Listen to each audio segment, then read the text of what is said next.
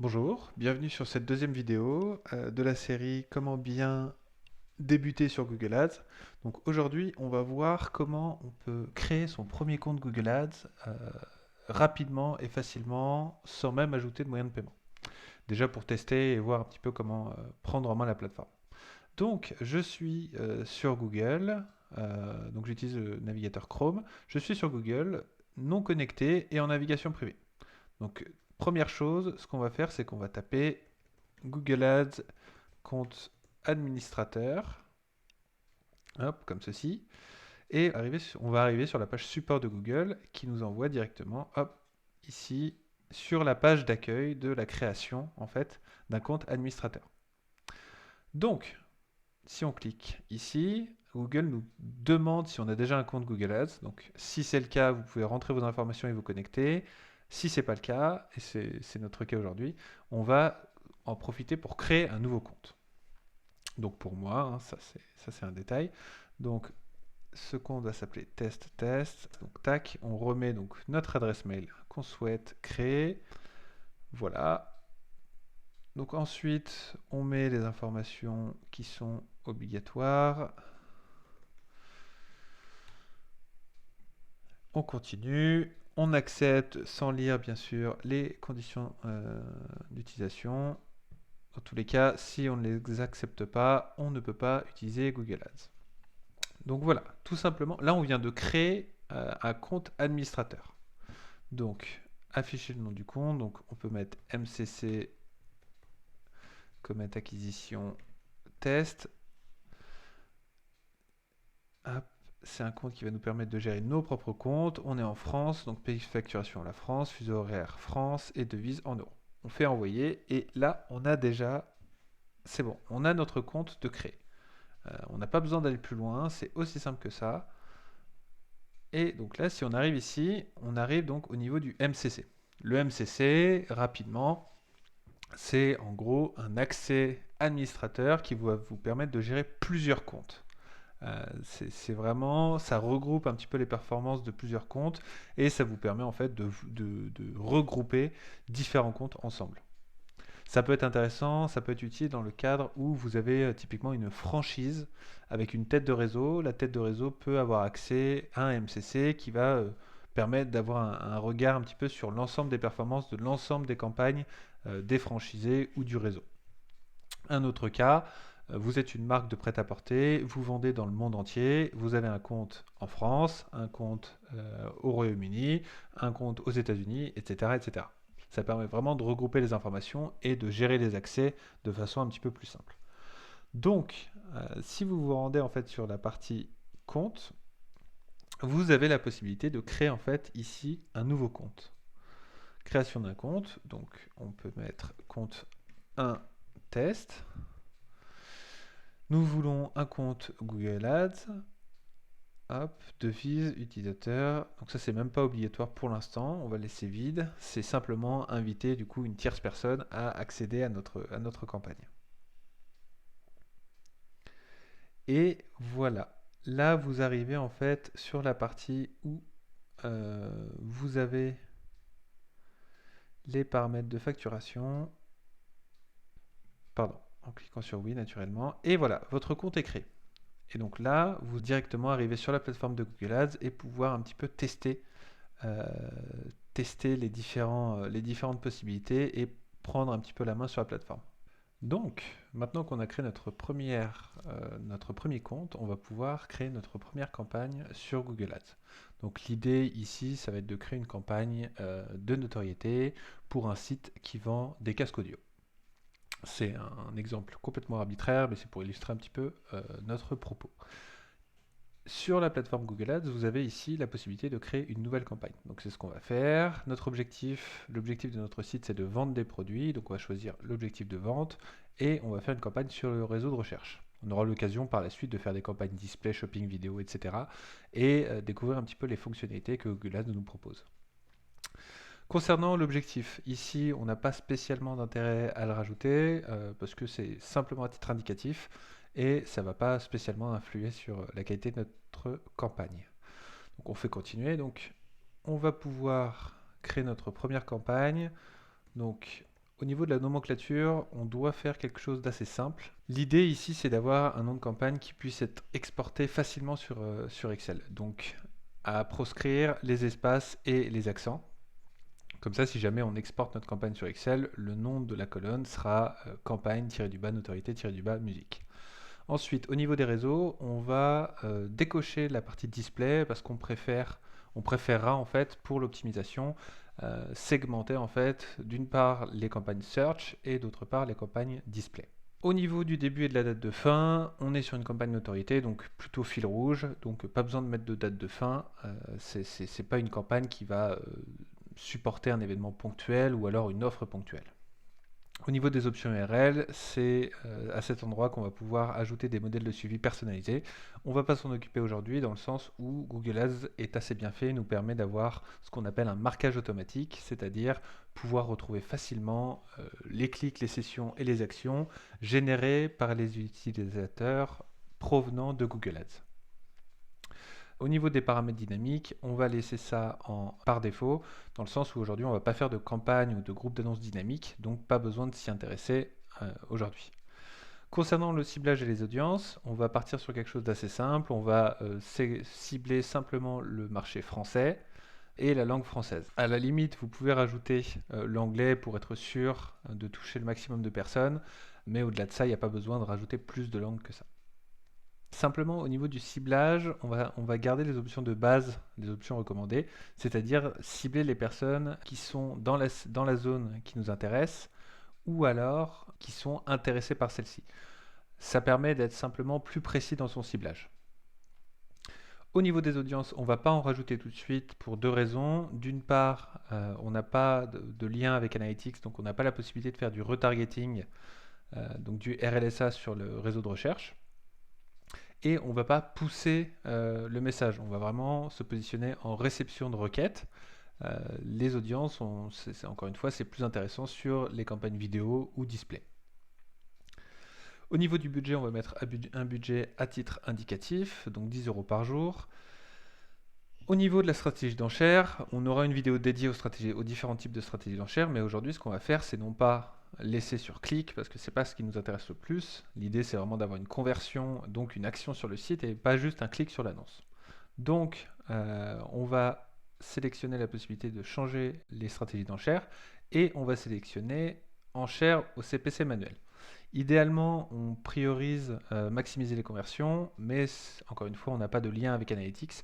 Donc le plus simple, c'est de passer par du CPC manuel, ce qui va nous permettre en fait d'avoir la main totale sur les enchères qu'on est prêt à payer par clic, par groupe d'annonces ou par campagne. En dessous, dans les paramètres avancés, au niveau des conversions, encore une fois, on n'a pas d'import à faire, donc on ne va pas y toucher. Calendrier de diffusion et rotation des annonces, on va laisser ça par défaut. Le premier permet de diffuser tout au long de la journée, toute la semaine, et le deuxième laisse la place à Google de mettre en avant l'annonce qui lui paraît le plus pertinent en fonction des résultats. Petit aparté là-dessus, Google recommande d'avoir au moins 3 ETA, donc 3 annonces par groupe d'annonces, ainsi qu'une RSA, donc une annonce responsive. Encore une fois, c'est quelque chose qu'on va voir juste après. Au niveau des extensions, on va laisser blanc pour l'instant, on ne va pas les remplir tout de suite, on y reviendra juste après sur une autre fenêtre un petit peu plus ergonomique. Nous voilà dans la création du premier groupe d'annonces. Donc notre campagne est bien validée, on va pouvoir créer le premier groupe d'annonces. Donc, groupe d'annonces 1, quelque chose pareil d'assez simple, notoriété, musique. Donc on va imaginer qu'on a un site qui s'appelle musicland.com. On va définir un CPC pour le groupe d'annonces. Et ici, on va rajouter simplement Musicland sous deux types de correspondance. Donc en exact, hop, et en large modifié. On va d'ailleurs rajouter une petite variante puisqu'on a un nom composé avec et sans tiret, ça permet d'être plus précis. Donc l'idée, sans trop rentrer dans le détail au niveau des types de correspondance, l'idée c'est vraiment d'afficher nos annonces quand l'utilisateur va taper ou Musicland tout attaché comme ça d'affilée et seulement Musicland, ou alors Musicland comme ça au sein d'une phrase plus longue. Mais il faut que dans cette phrase, dans cette requête, on ait bien Musicland écrit de cette façon-là qui se suit. Voilà, donc première étape, on va créer l'annonce. Donc je vais créer l'annonce de mon côté et on va voir ça ensemble juste après. Donc nous nous retrouvons avec notre première annonce de créer, donc on va l'étudier ensemble. Quand vous créez une annonce, vous avez donc l'encart URL final qui représente simplement la page de destination de votre annonce. Pour rappel, on est sur une campagne notoriété, donc l'idée c'est vraiment de promouvoir la marque et non pas un produit spécifique. Donc renvoyer sur la home page peut être pertinent. Au niveau des titres 1, 2 et 3, c'est vraiment le cœur de l'annonce, c'est ce qui va être lu par l'utilisateur. Donc on va retrouver encore une fois donc, le nom du site, plus du coup on va profiter de l'espace qui nous reste, on va rajouter site officiel. Ça peut valoir le coup dans le cas d'une marque connue. Typiquement, ce que je voyais tout à l'heure, si on tape Bose, Bose le met en gros dans le sens où il y a aussi beaucoup de revendeurs qui vont proposer des produits Bose et forcément la marque va perdre une partie du chiffre d'affaires si l'utilisateur passe par un revendeur. Au niveau du titre 2, on retrouve donc casque audio haut de gamme, ça permet de tout de suite ancrer la marque dans un secteur d'activité, donc les utilisateurs savent que s'ils cliquent, ils vont tomber sur une page ou sur un site qui va parler de casque audio. Donc ça permet d'une part d'avoir une annonce qui est qualitative auprès de l'utilisateur. Un utilisateur qui cherche Musicland va forcément être intéressé par les casques audio. Et là, on a un rappel que effectivement, on est bien au bon endroit.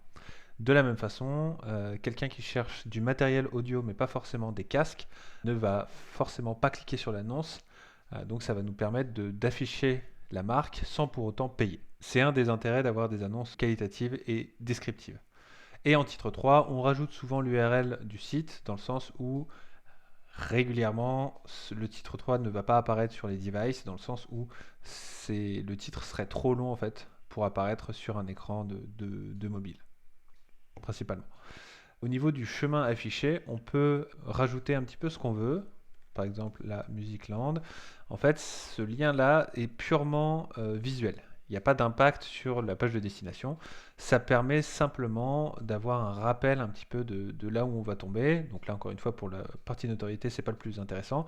Mais par exemple, on pourrait avoir casque, casque sans fil. Là, l'utilisateur, en voyant ça, va se dire, ok, donc si je clique sur cette annonce, je vais tomber dans la catégorie casque du site et précisément casque sans fil. Ça commence à être intéressant quand on va vouloir se positionner sur des produits spécifiques ou des types de produits spécifiques. On va le laisser vide dans le sens où Musicland comme ça se suffit à lui-même. En dessous, on va avoir deux descriptifs qui nous permettent en fait d'argumenter un petit peu pourquoi l'utilisateur devrait cliquer sur cette annonce-là. Donc là, simplement, c'est découvrir donc notre sélection de casques audio en ligne, avis et tests. Ça permet de savoir un petit peu plus, de contextualiser un petit peu ce sur quoi l'utilisateur va tomber en cliquant sur. Et au-delà de ça, on en profite, puisqu'on a de la place, on peut rajouter un petit CTA, donc une incitation à l'action, avec typiquement une offre, là 10% offert lors de votre première commande. En sachant que cette offre-là, ces 10% offerts, on aurait pu très bien les mettre dans le titre 2, mais ce n'est pas l'objectif principal de cette annonce, de vendre directement. Là, l'objectif, c'est vraiment de faire connaître la marque auprès du grand public. Donc, nous avons notre première annonce créée. Hop, si on se remet sur la bonne campagne, voilà. Notre première annonce est créée, est en cours de révision. Donc ça c'est normal. À chaque fois que vous allez créer une annonce, Google va prendre un certain temps pour vérifier si il n'y a pas des mots qui sont ou interdits, parle de produits interdits ou ce genre de choses. Donc là, on est sur un produit grand marché, on est sur un produit complètement libre, mais dès qu'on va toucher à la pharmacie ou au médical, on a des phases de contrôle qui peuvent être plus longues dans le sens où il y a beaucoup de substances qui peuvent être interdites ou contrôlées sur Google. Donc voilà, c'est à prendre en compte quand on lance une campagne. Il y a régulièrement un temps, un petit peu une latence après la création de l'annonce. Donc voilà, nous avons notre première annonce, donc ETA, annonce textuelle grand format et on va pouvoir y rajouter plusieurs types d'extensions d'annonces.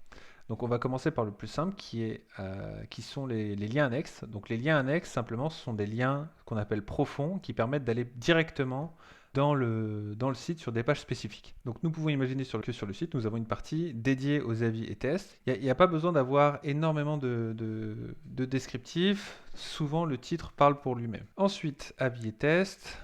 Je viens de remplir les différentes extensions. L'idée, c'est d'avoir à chaque fois plusieurs possibilités au sein de l'annonce pour l'utilisateur d'aller sur différentes parties du site.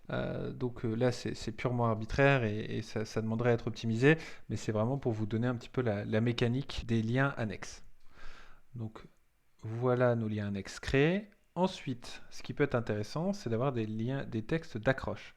Donc les textes d'accroche, ça va être les arguments commerciaux mis directement sur l'annonce. Donc ça vient ici, en plus des descriptions 1 et 2 et au-dessus des liens annexes. Donc voilà, j'ai rempli les extensions, livraison 48 heures, satisfait remboursé. C'est simplement des arguments commerciaux que vous allez pouvoir mettre en avant au sein directement de l'annonce. Donc voilà. Une fois qu'on a rajouté du coup les extensions d'accroche, donc une fois qu'on a créé les extensions d'accroche, on va pouvoir ajouter des extensions d'extrait de site. La mécanique est un petit peu la même, ça va nous permettre de rajouter des arguments commerciaux en plus de ceux qu'on a déjà rajoutés via les accroches. Donc là, on peut rajouter typiquement les marques qui peuvent être disponibles sur le site. Donc on peut mettre les marques les plus connues, Sony, Bose, Sony. Qu'est-ce qu'on a comme casque? Bose, Sony et un troisième, Corsair. Donc voilà, donc là on a rajouté nos trois valeurs, ce qui permet de compléter un petit peu l'annonce et la rendre un petit peu plus lisible. Donc il existe une multitude d'extensions disponibles. Les trois qu'on vient de mettre sont les principales. Ensuite vous avez les extensions d'appel qui permettent aux utilisateurs sur mobile de vous contacter directement. Donc soit pour récupérer des informations ou pour faire une vente par téléphone, si c'est dans votre façon de travailler. Vous avez les extensions de formulaire, donc qui est une des nouvelles extensions de Google, qui vous permet en fait de récupérer directement certaines informations de l'utilisateur sans que ce dernier ait à cliquer et visiter le site. Donc ça peut être une alternative intéressante si vous avez un site qui n'est pas optimisé ergonomiquement ou qui est un petit peu long à charger ou qui n'est pas responsive. Les extensions de lieu, surtout utiles sur mobile, ça vous permet en fait de faire ce qu'on appelle du drive to store, donc pousser les utilisateurs à venir visiter un magasin en fonction de leur destination. Donc ce que ça va faire, c'est que ça va en fait créer un pont avec Google Maps et pousser en fait l'itinéraire entre le lieu de l'utilisateur et le lieu que vous avez configuré, souvent donc un magasin. La même chose pour les réseaux de magasins. Donc vous avez plusieurs magasins en France, l'utilisateur va obtenir l'itinéraire pour le magasin le plus proche de sa position. L'extension de prix, quand on vend des produits, donc ça c'est en lien avec Google Shopping, quand on vend des produits, on a la capacité de pousser des produits directement dans les annonces. L'extension d'application, ça vous permet en fait de pousser les utilisateurs à télécharger votre application en mettant une annonce, un lien profond directement au sein de l'App Store ou de Google Play en fonction du device utilisé. Et l'extension de promotion qui vous permet de mettre en avant des offres promotionnelles ou pendant les soldes ou en période de promotion exceptionnelle sur vos produits. Donc voilà, techniquement, nous avons notre campagne ici.